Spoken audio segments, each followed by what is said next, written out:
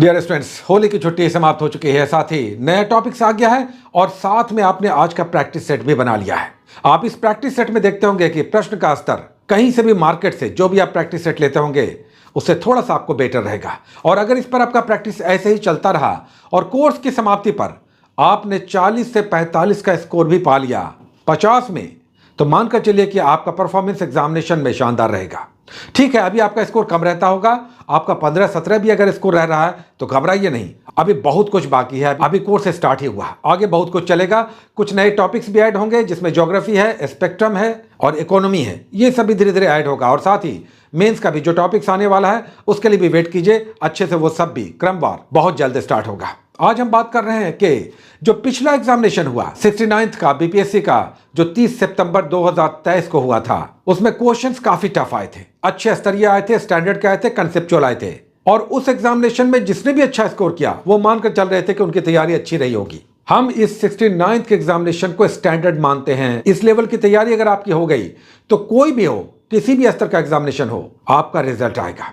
आज हम बात कर रहे हैं कि आज तक लगभग 20 दिनों का कोर्स आपका चला है, इसमें लगभग 10 दिनों की केवल छुट्टी ही रही है। अगर सैटरडे संडे को भी मिला लें और होली की छुट्टी को मिला लें तो आपका सिर्फ 10 से 11 दिन का कोर्स चला है। 10 से 11 दिन मात्र।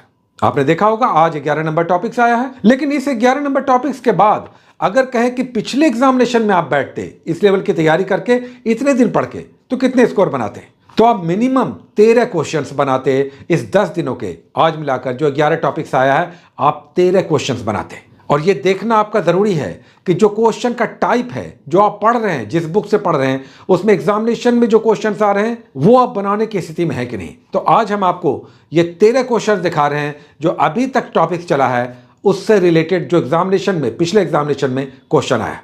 देखिए, सबसे पहले 2 नंबर का क्वेश्चन, हम बी सीरीज का, B for boy, B series का 20 सेट का क्वेश्चन दिखा रहे हैं। 2 नंबर क्वेश्चन ही देखिए आ गया। मॉडर्न इंडिया में हम लोगों ने नरम दलीय फेज, यानी कांग्रेस की स्थापना से लेकर 1885 से लेकर 1905 का, ये नरम दलीय फेज कहलाता है, राष्ट्रीय आंदोलन का पहला फेज। और देखिए यहां पर सुरक्षा वाल्व यानी सेफ्टी वाल्व से रिलेटेड एक कंसेप्ट है जो कांग्रेस की स्थापना से जुड़ा हुआ है, तो ये वहां से आया, कांग्रेस की स्थापना से आया। नेक्स्ट आइए, फिर 4 नंबर क्वेश्चन आ गया। 4 नंबर क्वेश्चन आसान आ गया।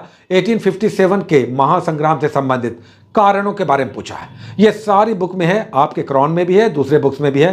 कारण पूछ दिया है तो सारे कारण यहां पे दिए हुए हैं, ये आपने पढ़ा है। उसके बाद देखिए जो 7 नंबर क्वेश्चन है वो भी कांग्रेस की स्थापना से लेकर नरम दलीय गरम दलीय फेज जो चला, यानी महात्मा गांधी के आने से पहले का फेज, तो ये क्वेश्चन भी आपके टॉपिक से आया था। उसके बाद देखिए 9 नंबर क्वेश्चन है नेक्स्ट, बक्सर की लड़ाई के बाद कौन सी संधि हुई थी। उसके बाद 10 नंबर क्वेश्चन देखिए, डच ईस्ट इंडिया कंपनी के पटना में पहला कारखाना, तो 1832 है, ये भी आपके बुक में है। उसके बाद नेक्स्ट देखिए 14 नंबर क्वेश्चन। ये 14 नंबर क्वेश्चन भी देखिए, भारत सेवक समाज यानी सर्वेंट्स ऑफ इंडिया सोसाइटी, आत्मीय सभा, ये सब जो पुनर्जागरण आपने टॉपिक किया है, सामाजिक धार्मिक सुधार आंदोलन 19वीं शताब्दी का, उससे ये क्वेश्चन है, ये भी हम लोग टॉपिक्स कर चुके हैं, आपके बुक में भी है। उसके बाद देखिए इंडियन पॉलिटी से, हिस्ट्री के बाद अब इंडियन पॉलिटी से जो क्वेश्चन जो आपने टॉपिक्स कर लिया है वो आइए देखिए।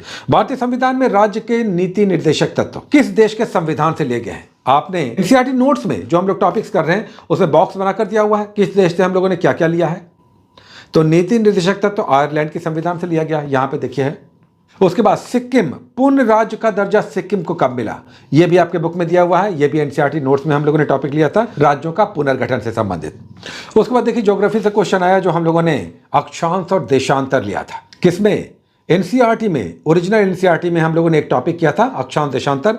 108 number question again NCERT topic से आ गया, भारत के भौतिक भूगोल से संबंधित, तो लॉन्गिट्यूड और लैटिट्यूड से संबंधित ये क्वेश्चन आया, ये भी हम लोग टॉपिक्स में कर चुके हैं एनसीईआरटी के ओरिजिनल बुक से। उसके बाद देखिए 113 नंबर क्वेश्चन, ये थोड़ा सा हिस्ट्री से रिलेटेड है, थोड़ा सा टफ था, सारा तो इसमें नहीं मिला है लेकिन पार्शियल इसमें मिला है। देखिए क्रिस्टोफर कोलंबस है या फर्डिनेंड मैगेलन है या सर फ्रांसिस ड्रेक है, इनको मैच करना था। उसके बाद देखिए इंडियन पॉलिटी से संबंधित है, जो एनसीईआरटी नोट्स हम लोग कर रहे हैं उसमें हम लोग पॉलिटी कर रहे हैं। प्रस्तावना से संबंधित देखिए ये क्वेश्चन आ गया, भारतीय संविधान के 42वें संशोधन के बाद क्या क्या हुआ था। और फिर देखिए एक और क्वेश्चन, 13वां क्वेश्चन जो लास्ट क्वेश्चन आया अभी तक में, 13 नंबर क्वेश्चन, जो विभिन्न देशों के संविधान से कौन कौन सा भाग लिया गया है उससे संबंधित है। देखिए एक और आ गया, मूल अधिकार, फंडामेंटल राइट्स किस देश के संविधान से प्रभावित है, कहां से लिया गया है, अमेरिका से लिया गया है, तो ये भी बॉक्स बनाकर एनसीईआरटी नोट्स में दिया हुआ है। तो किस देश से क्या क्या लिया गया भारतीय संविधान में, उससे 2 क्वेश्चन आ गया, कुल मिलाकर 13 क्वेश्चन आ गया। अगर कहें कि पिछले 10 दिनों में टोटल वैसे तो 20 दिन निकला है, लेकिन 10 दिन तो छुट्टी में ही निकल गए हैं। तो कोर्स आपका 10 से 11 दिन चला है, उसमें 13 क्वेश्चंस डायरेक्ट इनडायरेक्ट आपके टॉपिक से आए। इस बीच बहुत सारे लोग कह रहे हैं कि सर बताइए कि पढ़ाई कैसे करें। इतने सारे टॉपिक्स हैं, और भी टॉपिक्स ऐड होगा। फिर आप लोग मेंस के लिए भी कहते रहते हैं, मेंस का भी टॉपिक ऐड होगा। तो टॉपिक्स तो ऐड होता जा रहा, पढ़ने को बहुत कुछ है। टाइम आप में से बहुत सारे लोगों के पास कम है, या बहुत सारे लोग पढ़ रहे हैं समझ नहीं रहे हैं। तो आइए शॉर्ट में समझ लेते हैं। देखिए अभी जो टॉपिक्स आ रहा, कई सारा टॉपिक्स है, कुछ ऐड भी होगा। सबसे पहले क्रॉन कर लीजिए, क्रॉन बुक को पढ़िए। जिनके पास विशेषकर टाइम कम है, सबसे पहले क्रॉन कर लीजिए। उसके बाद करंट अफेयर्स कर लीजिए, करंट अफेयर्स कर लीजिए। फिर बिहार स्पेशल कर लीजिए, बिहार स्पेशल। तब एनसीईआरटी नोट्स पे आइए, तब एनसीईआरटी नोट्स पे आइए, और तब ओरिजिनल एनसीईआरटी कीजिए। समझ रहे हैं? टाइम के हिसाब से आपको इस तरह से टाइम का विभाजन करना है। सबसे पहले आपको क्रॉन कर देना है। क्रॉन में एकदम शॉर्ट में समरी है, कम पेजेस हैं। उसके बाद सीधे करंट अफेयर्स जाइए। उसके बाद बिहार स्पेशल कर लीजिए, 2 पेज, 1 पेज, 1.5 पेज, ऐसे ही है बिहार स्पेशल में। और तब एनसीईआरटी नोट्स कीजिए, और तब टाइम मिलता है तब ओरिजिनल एनसीईआरटी कीजिए। तो इस तरह से अपनी पढ़ाई को लेकर बढ़िए। 3, 4, 5 घंटे नीडेड होगा मिनिमम, और पूरे टॉपिक्स करना चाहते हैं तो 7 से 8 घंटे भी नीडेड होगा। अभी टेंशन मत लीजिए, जितना आपसे हो पा रहा है। इसमें बहुत सारे लोग जॉब वाले हैं, बहुत सारी गृहिणियां भी हैं। जितना हो पा रहा पहले उतना कर लीजिए, फिर रिवीजन का भी आपको टाइम मिलेगा। और सैटरडे संडे को बचे हुए टॉपिक जरूर कीजिए, क्योंकि सिलेबस देखिए बड़ा है, और अब एग्जामिनेशन टफ हो गया है। इसलिए मजबूरी में कुछ नए बुक्स को भी हमें चलाना पड़ रहा है, जैसे महेश बर्णवाल को चलाना पड़ रहा है, स्पेक्ट्रम चलाना पड़ रहा है। इकोनॉमी में अतिरिक्तांक चलाएंगे, वो भी चलाना पड़ेगा। तो इस तरह से सिलेबस थोड़ा सा बढ़ जाता है, क्योंकि क्वेश्चन अब टफ आते हैं। एनीवे, हिम्मत रखिए, पेशेंस रखिए, कंसिस्टेंट रहिए। 2 ही घंटे पढ़िए, लेकिन डेली पढ़िए। सबसे पहले क्रॉन कीजिए, और करंट अफेयर्स सबसे पहले कर लीजिए, और तब बिहार स्पेशल, एनसीईआरटी नोट्स, और तब ओरिजिनल एनसीईआरटी। इसी तरह से आगे हम लोग बढ़ते रहेंगे, करते रहेंगे, लेकिन घबराना नहीं है। हिम्मत मर्दा, मदद खुदा। Best of luck, take care.